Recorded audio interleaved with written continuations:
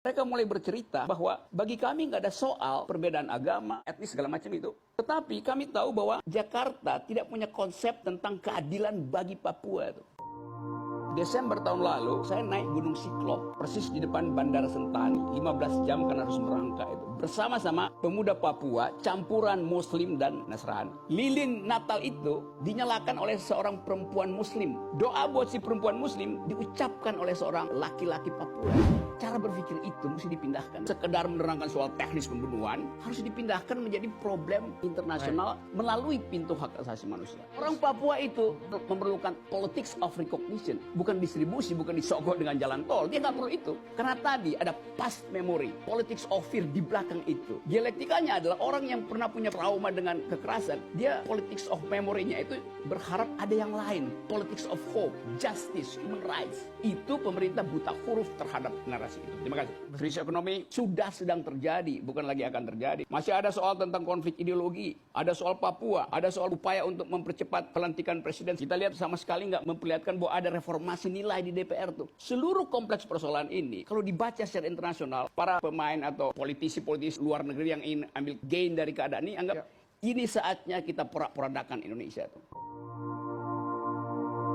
Apa konsep negara untuk Papua sekarang? Operasi militer, penegakan ulang keamanan. Padahal Papua udah hidup dengan imajinasi new kind of nationalism. Ada jenis nasionalisme baru di kepala orang Papua. Dan kita mau anggap bahwa itu bukan nasionalisme. Loh, itu otentik ada di situ. Di seluruh dunia orang hidup dengan cara itu. Catalonia di Spanyol tuh, Baski di Quebec di Kanada, Skotlandia. Orang hidup dengan multikulturalisme. 33 korban itu akan dicatat oleh PBB sebagai pembiaran terjadinya kekerasan. Ada act of omission. Negara membiarkan terjadi kekerasan. Apapun bantah-membantah pemerintah. Papua perlu martabat, bukan martabak. Peristiwa di Ambon, kata Wiranto, sebaiknya pengungsi itu pulang ke rumah supaya tidak membebani negara. Perspektifnya itu adalah supaya tidak membebani negara. Jadi passion terhadap penderitaan orang nggak ada. Itu juga memperlihatkan bahwa seluruh peralatan yang dimiliki oleh negara tidak berbasis pada empati. Kalau Pak Jokowi ngomong kayak Bung Syaan, itu lain opini publik terbentuk itu. Dia mampu untuk membaca antropologi Papua itu. Nah, ini presiden di-brief oleh penasihat keamanan tanpa basis antropologi.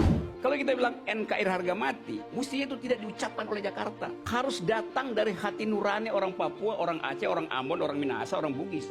Identitas tidak mungkin hidup kalau dibilang ini harga mati. Itu ditaruh di belakang lah. Biarkan dia berkembang, berupaya untuk menemukan momentumnya sendiri. Nanti orang sendiri akan ucapkan, oke, sekarang NKRI harga mati. Tapi bikin dulu NKRI harga yang menghidupi mereka yang tersisih.